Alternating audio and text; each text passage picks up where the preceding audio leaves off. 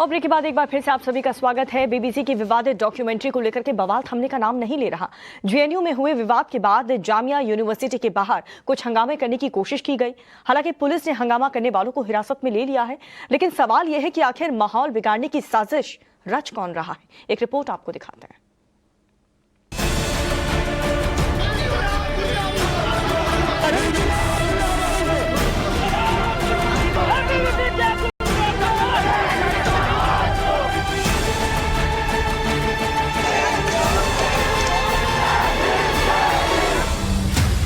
बड़ी बेचैनी है, ऐसी की सांस फूली जा रही है। हिंदुस्तान में बैन बीबीसी की विवादित डॉक्यूमेंट्री की स्क्रीनिंग को लेकर जिद तानी जा रही है। क्रांति लिखने का दावा करने वाले एक बार फिर भ्रांति रच रहे हैं। जहन में बवाल है, दिमाग में फितूर, तो क्या निशाना है बहुत दूर। जामिया यूनिवर्सिटी की विवादित डॉक्यूमेंट्री पर बैन लगाने के बावजूद कुछ छात्रों ने माहौल बिगाड़ने की कोशिश की और स्क्रीनिंग की जिद पर हंगामा किया। ऐसा ही हंगामा मंगलवार को जेएनयू में भी किया गया था। सवाल यह है कि अचानक इतनी बेचैनी बीबीसी की विवादित डॉक्यूमेंट्री को देखने और दिखाने को लेकर क्यों बढ़ गई है, और फिर एक खास गैंग ही डॉक्यूमेंट्री की स्क्रीनिंग को लेकर इतना एक्टिव क्यों हो गया है। जब आप इन सवालों के जवाब खोजेंगे तो सारे कंटेंट से लेकर बवाल का कनेक्शन तक एक जगह आकर मिलता दिखेगा। Now they see India emerging on the world scene. Not only India emerging on the world scene. How do you feel? Aren't there people in Britain who feel deeply hurt that a person of Indian origin is their prime minister? Therefore, they want to use every opportunity. Rather, they want to create opportunity. They want to invent opportunities so that they can lower the esteem of India. तो क्या यही वजह है कि टुकड़े gang एक बार फिर active इसलिए हो रहा है क्योंकि एक टूल किट डॉक्यूमेंट्री के तौर पर पीएम मोदी के खिलाफ पकड़ा दी गई है। दरअसल मुद्दा वक्त का भी है, जो भीतर और बाहर दोनों ही स्तर पर भारत के लिए बेहद अहम है, क्योंकि भारत ब्रिटेन को पीछे छोड़कर दुनिया की 5वीं सबसे बड़ी अर्थव्यवस्था बन चुका है। मोदी ग्लोबल लीडर के तौर पर पहचान रखते हैं। भारत दुनिया की तेजी से बढ़ती अर्थव्यवस्था है और देश में राजनीतिक और सामाजिक स्थिरता है। तो एक तरफ वो लॉबी है जो विवादित डॉक्यूमेंट्री को सियासी टूल किट के तौर पर देख रही है, जो इस मौके की तलाश में है कि 2002 के गुजरात दंगों के मुद्दे से मोदी की मजबूत होती इमेज को प्रभावित किया जाए।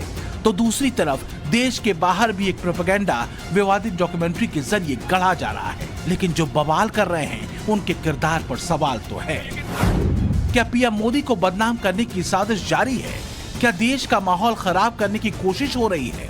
क्या गुजरात चुनावों के नतीजों ने टुकड़े गैंग की बेचैनी बढ़ा दी है और अपने देश के सुप्रीम कोर्ट की सुनेंगे या फिर बीबीसी का साथ देंगे? और यही बात कहते, यही सवाल उठाते कांग्रेस के वरिष्ठ नेता ए.के. एंटनी के बेटे अनिल के. एंटनी ने कांग्रेस के सभी पदों से इस्तीफा दे दिया।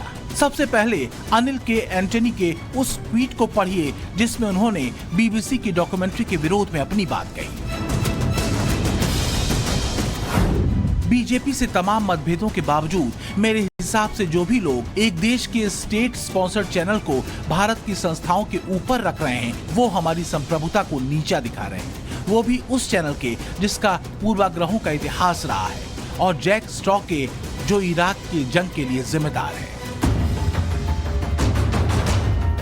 लेकिन अनिल एंटनी के ट्वीट के फौरन बाद उन पर अपने ट्वीट को वापस लेने के लिए दबाव बनना शुरू हो गया। क्यों? क्या इसलिए क्योंकि सियासी तौर पर मोदी का कमजोर होना, उनकी इमेज को नुकसान पहुंचाना विपक्ष के सियासी हित में था, और एंटनी की लाइन कांग्रेस के आलाकमान की सियासी लाइन से अलग थी।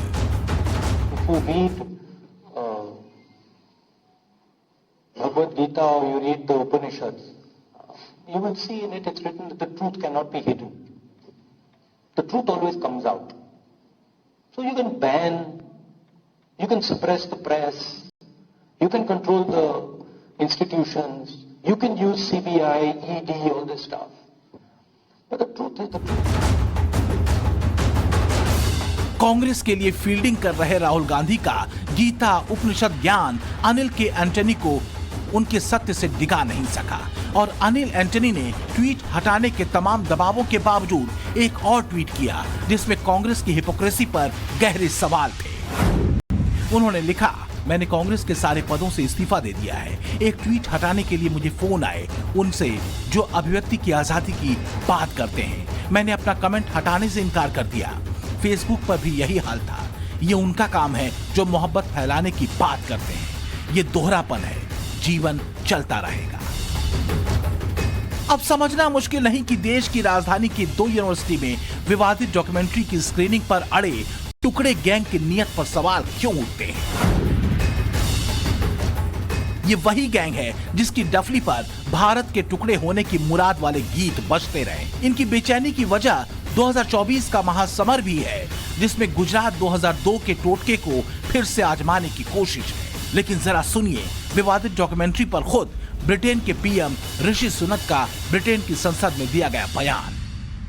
Mr. Speaker, the UK government's position on this has been clear and long-standing and hasn't changed. Of course, we don't tolerate persecution where it appears anywhere, but I'm not sure I agree at all with the characterization that the honourable gentleman has put forward. मुद्दा नियत का है, मुद्दा काले और सफेद का है, मुद्दा सच और झूठ का है। सवाल यह है कि क्या देश की सर्वोच्च अदालत से बड़ी अंग्रेजों की मीडिया BBC है? और फिर जो लोग सच दिखाने और छुपाने का राग अलाप रहे हैं वो कौन लोग हैं? वही जिनके गले आतंकवादियों के जिंदाबाद के नारों से भरे रहे हैं, जो भारत के टुकड़े होने का मंत्र दिन रात जपते हैं। तो सवाल तो होगा ही, विवादित डॉक्यूमेंट्री वाला प्रोपेगेंडा आखिर चला कौन रहा है?